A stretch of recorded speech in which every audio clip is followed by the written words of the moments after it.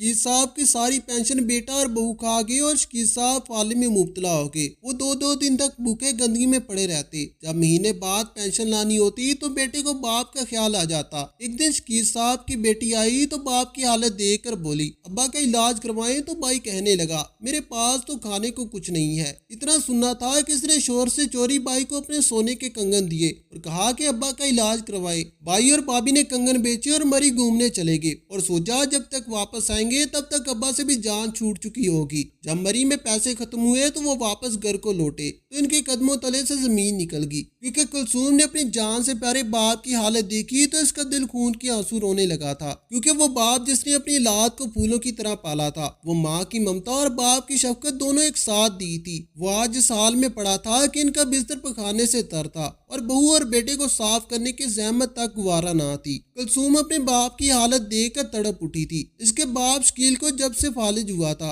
वो अपने बहू और बेटे के असरारे पर पड़े थे, तब से ही वो हड्डियों का ढांचा बन गए थे। दो दो दिन तक इन्हें खाने को कुछ नहीं मिलता था, क्योंकि बहू और बेटा तो चाहते यही थे कि वो बिस्तर पर सिसक सिसक कर मर जाए और हमें इनकी खिदमत न करनी पड़े। कुलसूम ने अपने अब्बा शकील साहब को खुद साफ किया और इनका बिस्तर बदला, जो न जाने कितने दिन से इनके नीचे पड़ा हुआ था, जो गंदा और बदबूदार हुआ पड़ा था। न जाने शकील साहब कैसे इस बिस्तर पर सोते थे, न जाने इन्हें रात को नींद कैसे आती होगी, मगर नींद भी कहाँ आती होगी। भूखे पेट भला नींद कहाँ आती इंसान को। कुलसूम को अपने भाई के बेमरवती और सफाकी पर इंतहाई रंज था। वो खुद शादीशुदा बाल बच्चों वाली थी और दूसरे शहर में रहती थी। कभी कभार ही बाप की तड़प में आ जाती थी और इसकी ये हालत देखकर मजीद तड़प जाती थी।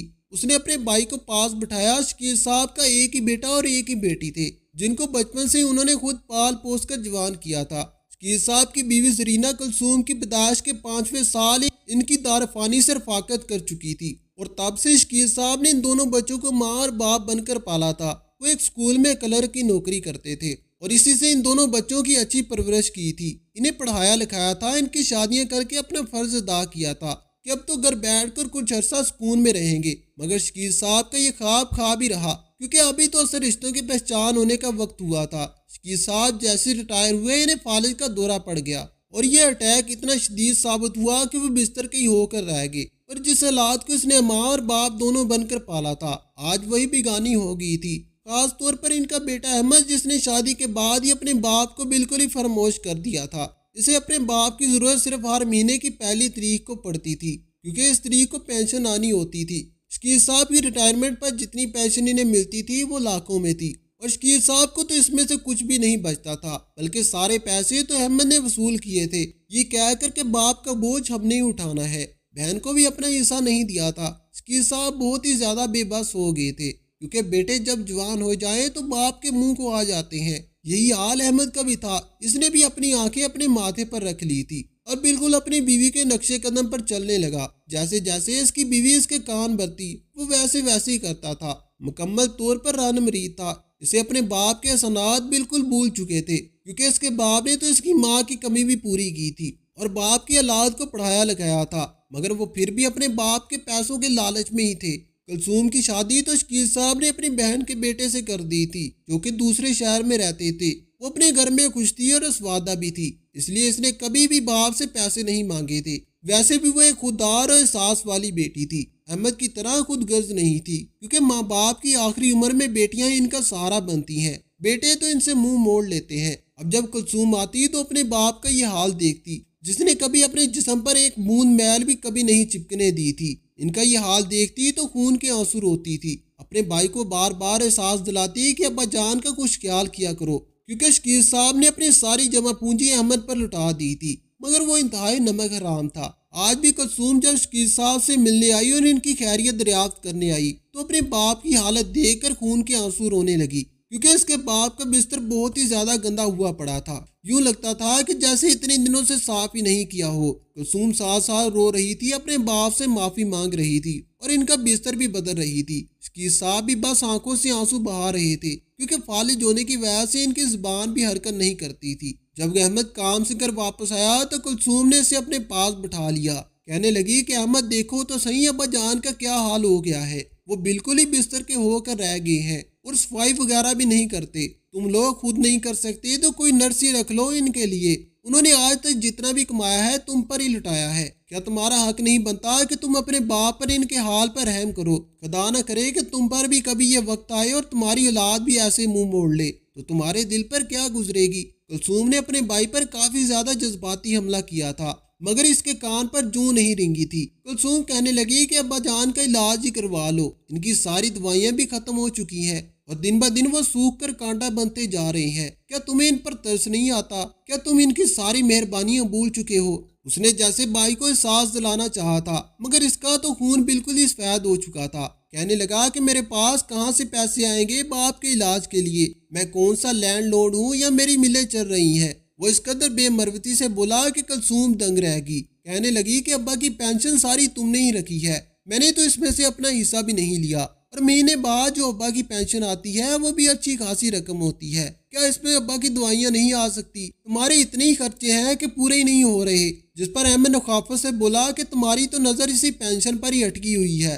شادی کے وقت ابا نے تجھے اتنا جہیز دیا تھا تو میں نے تو کوئی سوال نہیں کیا تھا کہ اتنا زیادہ جہیز ہے، اور احمد کی اس بات پر تو کلثوم بالکل سکتے میں آ گئی تھی۔ احمد اس قدر شفاق ہو گیا کہ اس نے کبھی بھی سوچا بھی نہیں تھا۔ شرم دلانے کا کوئی فائدہ نہیں تھا، نہ ہی احساس دلانے کا، کیونکہ نہ تو اس میں شرم تھی اور نہ ہی احساس نام کی کوئی چیز۔ کلثوم خاموشی سے اپنے بھائی کے پاس سے اٹھ گئی۔ کلثوم اپنے باپ کو اس حالت میں چھوڑ کر جانا نہیں چاہتی تھی، مگر اس کے پاس اور کوئی چارہ نہیں تھا۔ وہ اس گھر سے نکل آئی، نہ جانے اس کے پیچھے اس کے باپ کی کیا حالت ہوئی ہوگی۔ آج تو اس نے اپنے باپ کو کھانا بھی کھلا دیا تھا اور اس کے کپڑے بھی تبدیل کر دیے تھے، اور وہ جانتی تھی کہ اس کے بعد اسے کوئی بھی پوچھنے والا نہیں ہوگا، مگر اسے گھر کی بھی مجبوری تھی۔ بار بار اس کے شوہر کی کال آ رہی تھی کہ تم گھر کیوں نہیں آ رہی، بچے رو رہے ہیں، تم کہاں چلی گئی ہو؟ کلثوم بیچاری بہت مجبور تھی، مگر اس کا دل غم سے پھٹتا جا رہا تھا۔ آج تو احمد کے رویے نے اس کا دل توڑ کر رکھ دیا تھا۔ کوئی بیٹا اس قدر سخت دل کیسے ہو سکتا ہے کہ باپ کی ساری مہربانیاں بھول جائے، ایک لمحے میں فراموش کر جائے؟ یہ سوچتے سوچتے کلثوم گھر چلی گئی۔ اس کے گھر کے حالات بھی اتنے اچھے نہیں تھے کہ وہ اپنے باپ کے لیے دوائیاں لے سکے یا ان کا علاج کروا سکے یا اس کے لیے کوئی نرس رکھ سکے۔ کلثوم کے شوہر طفیل کی کپڑوں کی دکان تھی، اور اس میں مشکل سے بچوں کا گزارا ہوتا تھا اور اپنا پیٹ بھرتا تھا، اور اوپر سے بچوں کے اسکول کے خرچے بھی الگ تھے۔ اس لیے کلثوم کو سمجھ نہیں آ رہا تھا کہ وہ کس طرح اپنے باپ کی مدد کرے، جو کہ مہینے کی تنخواہ ہونے کے باوجود بھی اپنے بیٹے کے رحم و کرم پر پڑا ہوا تھا، اور بہو تو اس قدر سنگ دل تھی کہ اس سے بات کرنا ہی فضول تھا۔ یقیناً احمد کے کان بھر بھر کر اس نے بھی احمد کو اپنے جیسا بنا لیا تھا، اس لیے کسی بھی قسم کی کوئی بھی جذباتی بلیک میلنگ اس پر اثر نہیں کر رہی تھی۔ کلثوم جانتی تھی کہ ہر مہینے کی پہلی تاریخ کو احمد ابا کو نہلا دھلا کر تیار کرتا ہے تاکہ وہ اس کے ساتھ جائے اور پینشن لے سکے۔ اب تک تو اسے بڑا خیال آ جاتا ہے ابا کو نہلانے کا، اب تو اسے گن نہیں آتی ابا سے، نہ ہی اسے کوئی اپنا کام یاد آتا ہے، کیونکہ اسے ابا سے مطلب ہوتا ہے کہ ساری پینشن کی رقم وہی ہتھیائے۔ وہ دونوں میاں بیوی عیاش پرست تھے، 4 دنوں میں پیسے اڑا کر رکھ دیتے تھے، اور پھر سارا مہینہ اپنے ناداری کا رونا روتے تھے کہ مہینہ کیسے گزرے گا۔ سناتے تو وہ شکیل صاحب کو ہی تھے کہ وہ خود اتنی مشکل سے گزارا کر رہے ہیں، آپ کو دوائیاں کہاں سے لا کر دیں۔ کچھ دن یوں ہی گزرے تھے، اور کلثوم کچھ دن بعد اپنے باپ کے گھر دوبارہ آئی۔ اس نے اپنے دوپٹے کے پلو میں کوئی چیز باندھ رکھی تھی جو شاید وہ اپنے گھر والوں سے بھی چھپا کر لائی تھی۔ وہ کوئی اور چیز نہیں بلکہ اس کے سونے کے کنگن تھے جو کہ شکیل صاحب نے اسے پہنائے تھے۔ اس کی شادی کے وقت وہ سونے کے کنگن شاید آج ابا کے ہی کام آ جاتے، کیونکہ اس نے اپنے شوہر سے چھپا کر یہ کام کیا تھا۔ اس کا شوہر بھی احمد کی طرح لالچی طبیعت کا مالک تھا۔ وہ بھی کہتا تھا کہ بس اپنا پیٹ ہی اتنی مشکل سے پال رہے ہیں، اور دوسروں کا وبال اپنے سر پر کیوں لے؟ ویسے بھی اس کے چھوٹے چھوٹے بچے تھے، ان کے مستقبل کا بھی سوال تھا، مگر کلثوم کو اس وقت صرف اور صرف اپنے باپ کی حالت کو بہتر بنانا تھا، اس لیے اس کے پاس اور کوئی راستہ نہیں تھا۔ وہ یہ سونے کی کنگن بیچ کر پیسے ان کے علاج پر لگا دے تاکہ شکیل صاحب کچھ تو چلنے پھرنے کے قابل ہو سکے اور اپنے بیٹے اور بہو کے محتاج ہو کر نہ رہ سکے، کیونکہ محتاجی بہت بڑی لعنت ہے۔ کلثوم جب شکیل صاحب کے پاس آئی تو ان کی حالت ویسی ہی تھی جیسی ایک فقیر کی ہوتی ہے، جو کہ اپنی جگیا میں بالکل نداری کی حالت میں اور محتاجی کی حالت میں کسی کے رحم و کرم پر پڑا ہو۔ وہ بالکل ہڈیوں کا ڈھانچہ بنتے جا رہے تھے۔ جیسے وہ کلثوم کا چہرہ دیکھتے ان کے چہرے پر امید کی ہلکی سی رمک آ جاتی تھی۔ वो कुलसूम को ऐसे देखते जैसे मुख से बच्चा अपनी माँ को देखता है, और कुलसूम अपने बाप की ये नजरें सह नहीं पाती थी। शर्म से पानी पानी हो जाती थी, इसकी नजरें झुक जाती थी। मगर वो बेचारी क्या करती, इसे घर की मजबूरियां थी। आज भी वो बड़ी मुश्किल से फैल से जान बचाकर अपने बच्चों को पड़ोस के हवाले कर कर आई थी। इन्हें जरा संभाला, मैं अपने बाप की तरफ जा रही हूँ, अभी जाऊंगी। कुलसूम ने सबसे पहले तो अपने बाप का बिस्तर तब्दील किया और नए उलझे कपड़े पहनाए, इनकी बदबू खत्म की। शकील साहब थोड़े से असबुदा हो गए थे। इनकी नजरों में कुलसूम के लिए शुक्रगुजारी थी, फिर भी वो इसका शुक्र अदा कर रहे थे। ये भी जमाना आना था कि बाप अपनी औलाद का एहसानमंद हो जाएगा। हालांकि बाप के एहसानात तो इतने होते हैं कि औलाद चाहकर भी अदा नहीं कर सकती और इनका हक अदा नहीं कर सकती। कुलसूम की आंखों में अपने बाप की ऐसी नजरें देखकर आंसू आ गए। कहने लगी कि अब्बा जान, मुझे इस तरह से ना देखे, मैं तो आपको कोई एहसान भी अदा नहीं कर सकती जो आपने हम बहन भाइयों पर किया है। मगर भाई तो एहसान फरमोश निकला है, इसे तो अपनी बीवी से फुर्सत नहीं है, वो हर वक्त इसके कान भरती रहती है। कुलसूम अपने बाप के सामने फट पड़ी, क्योंकि बाप की हालत देखकर इसका दिल फटने के करीब था। मगर शकील ने हाथ के इशारे से इसे मना कर दिया, ऐसे मत कहो। वो अपनी नजरों से इसे सारा कुछ समझा रहे थे, क्योंकि इन्हें अपने बेटे से कोई शिकवा नहीं था। कैसे बाप थे, कितना बड़ा दिल था। ऐसे बाप तो नसीब वालों को मिलते हैं, मगर अहमद तो सदा बदनसीब था। जरूर वो अपनी उम्र के आखिरी हिस्से में पछताएगा कि उसने अपने बाप के साथ क्या किया, क्योंकि माँ बाप के साथ की ज्यादती का बदला इंसान दुनिया में अदा करके जाता है। मगर शकील साहब फिर भी अहमद के लिए बददुआ नहीं कर सकते थे। कुलसूम शकील साहब की हालत दुरुस्त करने के बाद अहमद के कमरे में चली गई, जो कि एसी के नीचे पड़ा आराम कर रहा था। कुलसूम का बस नहीं चल रहा था कि इसका मुंह तोड़ दे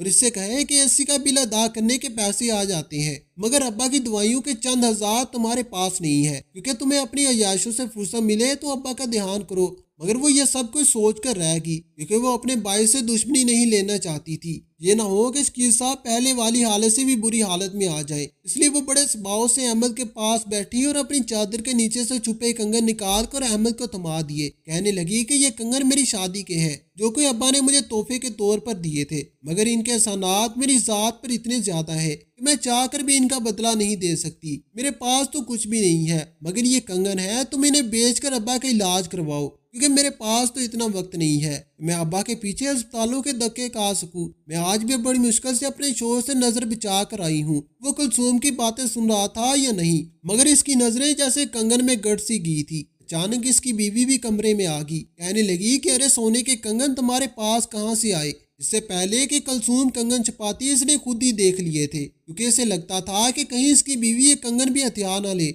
और इसके दिल में वो बाप का इलाज फिर होने से रह जाए। अहमद ने वो कंगन कुलसूम से ले लिए। कहने लगा कि तुम फिक्र क्यों करती हो, कुलसूम मेरा भी बाप है और मुझे इतने ही अजीज हैं जितने कि तुम्हें। मेरे पास अगर पैसे होते तो मैं इनका इलाज जरूर करवाता, मगर तुम्हारा शुक्रिया कि तूने अपने बाप की परवाह की। आखिर को बेटियां ही बाप के काम आती हैं। मैं तो शायद बदकिस्मत हूँ जिसे बाप की खिदमत करना भी नसीब नहीं। वो इतनी डराई और मस्कीनियत से अपने बेशर्मी के किस्से सुना रहा था कि कुलसूम जल कर रह गई, मगर मुंह से कुछ न बोली। कहने लगी कि इन कंगन को बेच दो और अब्बा के इलाज करवाओ, क्योंकि इनकी हालत बहुत ज्यादा खराब है। अगर इनकी महताजी दूर हो जाएगी तो तुम लोग भी ज्यादा तकलीफ नहीं उठानी पड़ेगी। कुलसूम अहमद को समझाते हुए बोली। अहमद ने कहा कि तुम फिक्र न करो और बेफिक्र होकर घर जाओ, अब्बा का इलाज मुझ पर छोड़ दो। अहमद ने जल्दी से वो कंगन अपनी जेब में रख लिए ताकि कुलसूम का इरादा बदल न जाए। इसके दिल में तो लड्डू फूट रहे थे कि अच्छी बेवकूफ बहन है, अपने लुटेरे भाई को सोना दिखाकर इसका मान मजीद खराब कर रही है। कुलसूम बेचारी बोली बाली सी थी, इसे इस हद तक यकीन नहीं था कि इसका बाइस फाकियत पर उतर जाएगा। मगर जब इंसान का ईमान डगमगा जाए तो फिर वो अपनी नजरों में गिरता चला जाता है और दूसरों की नजरों में भी। कुलसूम के जाने के बाद अहमद कंगन गौर से देख रहा था कि कहीं ये नकली तो नहीं। इसकी बीवी आई और अहमद के हाथ से कंगन जपड़ लिए। कहने लगी कि यार इतने खूबसूरत कंगन है, मुझे तो किसी ने कुछ ना पहनाया। हालांकि ससुराल वालों का हक होता है कि बहू को कंगन पहनाए। अहमद अपनी बीवी को देखता रहा और कहने लगा कि तुम क्या चाहती हो कि मैं इन कंगनों का क्या करूं। वो तो बिल्कुल ही अपनी बीवी का गुलाम था। जो बात वो कहती थी अहमद वही करता था। यूं लगता था जैसे इसकी बीवी ने इस पर कोई जादू किया हो और इसे अपना शेर बना दिया है। एकदम से कहने लगा कि उफ कितनी गर्मी है, यहाँ बार बार लोड शेडिंग हो जाती है। कराची का मौसम भी तो तुम्हें पता है कि किस कदर गर्मी है, तुम मुझे हनीमून पर भी नहीं लेकर गए थे। अहमद खबीसियत से मुस्कुरा दिया। कहने लगा कि हनीमून पर जाने का इरादा है तुम्हारा, जिस पर इसकी बीवी कहने लगी कि इरादा तो अच्छा है, अगर तुम्हारे अंदर ہمدردی کا جذبہ نہ جگا تو ہنی مون پر جانے میں کیا قباحیت ہے۔ اس کا ارادہ شاید احمد کے باپ کی طرف تھا۔ احمد کہنے لگا کہ باپ کا علاج اب ممکن نہیں ہے، کلثوم تو جلی ہے، اسے کچھ پتہ ہی نہیں ہے، بھلا فاضل کا علاج بھی ممکن ہو سکتا ہے کیا؟ اس لیے ابا پر پیسے ضائع کرنے کا کوئی فائدہ نہیں ہے، اور احمد کی بیوی تو یہی چاہتی تھی۔ کہنے لگی کہ چلو مری گھومنے چلتے ہیں، تھوڑی سی آؤٹنگ ہو جائے گی۔ یہ کہتے ساتھ ہی احمد اور اس کی بیوی مری جانے کی تیاریوں میں لگ گئے۔ احمد نے وہ کنگن ایک سنیار کو بیچ کر پیسے اپنی جیب میں ڈال لیے۔ اس نے ابا کو تھوڑی بہت دعا کے پیسے دیے اور اپنی بیوی کے ساتھ چلتا بنا۔ وہ دونوں میاں بیوی عیاش پرست تھے۔ ان کے ہاتھ میں 4 روپے آ گئے تھے۔ اب جب تک وہ نہ اٹھتے انہیں سکون کہاں ملنا تھا۔ ادھر کلثوم اپنے گھر میں سکون سے تھی کہ اب تو ان پیسوں سے ابا کا علاج ہو جائے گا۔ کلثوم کے وہ کنگن اس کے شوہر نے لاک میں چھپا کر رکھے ہوئے تھے، اور لاک کی چابی اس دن کلثوم کی ہاتھ لگ گئی تھی، جس کی وجہ سے اس نے کنگن نکال لیے تھے۔ آج اس کا شوہر اجلیت میں گھر آیا، کہنے لگا کہ لاک کی چابی کہاں ہے؟ کلثوم پریشان ہوگی، کہنے لگی کہ کیا ہوا؟ خیریت تو ہے؟ جس پر اس کا شوہر کہنے لگا کہ میری دکان میں بہت بڑا گھاٹا ہو گیا ہے، لگتا ہے کہ مجھے وہ کنگن بیچنے پڑیں گے تاکہ میں اس خسارے کو پورا کر سکوں اور ہم سڑک پر نہ آ جائے۔ وہ کافی زیادہ پریشان لگ رہا تھا، اور کلثوم کے چہرے پر تو ہوائیاں اڑنے لگی تھی۔ اسے بالکل سمجھ نہیں آ رہی تھی کہ وہ کیا کرے۔ اس کا بی پی ایک دم سے لو ہونے لگا۔ جیسے اس کے شوہر نے لاک کھولا، وہ کنگن وہاں سے غائب تھے۔ وہ کلثوم پر چلانے لگا، کہنے لگا کہ تم نے کہاں گم کیا کنگن؟ مجھے نکال کے دو ورنہ اس گھر سے چلی جانا۔ کلثوم اس کی منت سماجت کرنے لگی کہ میرے ابا بستر مرگ پر پڑے ہیں، اس لیے وہ کنگن بیچ کر ان کے علاج کے پیسے احمد کو دے دیے۔ فیل کہنے لگا احمد تو اپنی بیوی کے ساتھ مری گھومنے چلا گیا ہے، یقیناً وہ تمہاری کنگن کے پیسوں سے سیر سپاٹے کرنے گیا تھا، اور اب جاؤ اپنے ابا کا علاج خود ہی کر لو، اس گھر میں تمہاری کوئی جگہ نہیں ہے۔ اس نے اس کو اس گھر سے نکال دیا تھا۔ ادھر کلثوم روتی اپنے باپ کے گھر جا پہنچی۔ اس کے باپ کی حالت ویسی کی ویسی تھی، اس کی جیب میں 4 پیسے ڈال کر گیا تھا۔ آج کلثوم تو سڑ پکڑ کر بیٹھ گئی۔ ادھر احمد اپنی بیوی کے ساتھ مری میں بچڑے بنا رہا تھا۔ وہ تو یوں لگ رہے تھے جیسے نئے شادی شدہ جوڑے ہوں۔ جب وہ موج مستی کر سارے پیسے لٹا کر ہنی مون سے گھر واپس آئے تو گھر تو آتے ساتھ ہی آسمان ان کے سر پر گر پڑا۔ انہیں تو یقین بھی نہیں آ رہا تھا کہ ایسا بھی ہو سکتا ہے، کیونکہ شکیل صاحب بہت ہی خوشحال ہنستے مسکراتے گھر میں بیٹھے ہوئے تھے۔ اب تو وہ چل پھر بھی سکتے تھے، اور کلثوم ان کے اجراداری میں لگی ہوئی تھی۔ بچے سین میں کھیل رہے تھے۔ اتنی خوشحالی گھر میں دیکھ کر تو احمد کے رونگٹے کھڑے ہو گئے تھے۔ وہ شکیل صاحب کے پاس آیا اور کہا کہ ابا آپ کے پاس اتنے پیسے کہاں سے آ گئے؟ یا آپ نے اپنا علاج کروا لیا اور ٹھیک بھی ہو گئے؟ جس پر شکیل صاحب ابا کی دوائیاں میں نہیں آ سکتی، ہمارے اتنے ہی خرچے ہیں کہ پورے نہیں ہو رہے۔ جس پر احمد نخاست سے بولا کہ تمہاری نظر تو اسی پینشن پر اٹکی ہوئی ہے، شادی کے وقت تمہیں ابا نے اتنا جہیز دیا تھا، میں نے تو کوئی سوال نہیں کیا تھا کہ اتنا جہیز ہے۔ اور احمد کی بیوی تو اس بات پر کلثوم بالکل سکتے میں آ گئی تھی۔ احمد اس قدر شفاق ہو گیا کہ اس نے کبھی سوچا بھی نہیں تھا۔ شرم دلانے کا کوئی فائدہ ہی نہیں تھا، نہ ہی احساس دلانے کا، کیونکہ نہ تو اس میں شرم تھی اور نہ ہی احساس نام کی کوئی چیز۔ کلثوم خاموشی سے اپنے بھائی کے پاس سے اٹھ گئی۔ کلثوم اپنے باپ کو اس حالت میں چھوڑ کر جانا تو نہیں چاہتی تھی، مگر اس کے پاس اور کوئی چارہ نہیں تھا، اور وہ اس گھر سے نکل آئی۔ نہ جانے اس کے پیچھے اس کے باپ کی کیا حالت ہوئی ہوگی۔ آج تو اس نے اپنے باپ کو کھانا بھی کھلایا تھا اور اس کے کپڑے بھی تبدیل کر دیے تھے، اور وہ جانتی تھی کہ اس کے بعد اسے کوئی تھا اپنے باپ کے احسانات بالکل بھول چکے تھے، کیونکہ اس کے باپ نے تو ماں کی کمی بھی پوری کی تھی اور باپ کی بھی اولاد کو پڑھایا لکھایا تھا، مگر پھر بھی وہ باپ کے پیسوں کے لالچ میں ہی تھے۔ کلثوم کی شادی تو شکیل صاحب نے اپنی بہن کے بیٹے سے کر دی تھی، جو کہ دوسرے شہر میں رہتے تھے۔ وہ اپنے گھر میں خوش تھی اور اسواتہ بھی تھی، اس لیے اس نے کبھی بھی باپ سے پیسے نہیں مانگے تھے۔ ویسے بھی ایک خوددار اور احساس والی بیٹی تھی، احمد کی طرح خود غرض نہیں تھی، کیونکہ ماں باپ کی آخری عمر میں بیٹیاں ہی ان کا سہارا بنتی ہے، بیٹے تو ان سے منہ موڑ لیتے ہیں۔ اب جب کبھی کلثوم آتی تو اپنے باپ کا یہ حال دیکھتی، جس نے کبھی اپنے جسم پر ایک میل کی بوند بھی چپکنے نہیں دی تھی۔ ان کا یہ حال دیکھتی تو خون کے آنسو روتی تھی، اپنے بھائی کو بار بار احساس دلاتی کہ ابا جان کا کچھ خیال کرو، کیونکہ شکیل صاحب نے اپنی ساری جمع پونجی کہ میرا ایک دوست تھا جس پر میں نے بہت احسان کیا تھا، وہ ایک ڈاکٹر ہے، اسی نے میرا مفت میں علاج کیا ہے اور میں بالکل ٹھیک ہو گیا ہوں۔ میں تو اپنی بیٹی کا جتنا بھی شکریہ ادا کروں کم ہے، کیونکہ اسی نے میرے دوست سے رابطہ کیا تھا، کیونکہ میری حالت بالکل غیر ہو رہی تھی، اور اب دیکھو میں بالکل ٹھیک ہو گیا ہوں۔ میں نے فیصلہ کیا ہے کہ اس گھر کا بٹوارا کر دوں، ایک حصہ تمہارا اور ایک حصہ کلثوم اور اس کے بچوں کا، کیونکہ جب تک طفیل کا دماغ ٹھکانے نہیں آتا کلثوم ادھر ہی رہے گی اپنے باپ کے ساتھ اپنے گھر میں، اور جو بھی مجھے پینشن کے پیسے ملتے رہیں گے وہ میں کلثوم اور اس کے بچوں پر خرچ کرتا رہوں گا، کیونکہ ایسی بیٹیاں تو خدا دعاؤں سے دیتا ہے۔ अहमद अपने बाप की बात सुनकर परेशान हो गया और शर्मिंदा भी हो गया, क्योंकि इसने अपने बाप की शक्ल में बहुत बड़ा खजाना अपने हाथ से लुटा दिया था। अब सिवाय पछतावे के इसके पास कुछ हासिल ना था, क्योंकि वो पहले ही बाप की कमाई पर पड़ रहा था। आपको हमारी आज की कहानी कैसी लगी, कमेंट बॉक्स में अपनी कीमती राय का इजहार जरूर कीजिएगा। वीडियो पसंद आई हो तो वीडियो को लाइक करें और दूसरों के साथ जरूर शेयर करें। मजीद इस तरह की सबकवास कहानियां और वाकयात सुनने के लिए हमारे चैनल को सब्सक्राइब जरूर करें। शुक्रिया। खुदा हाफिज।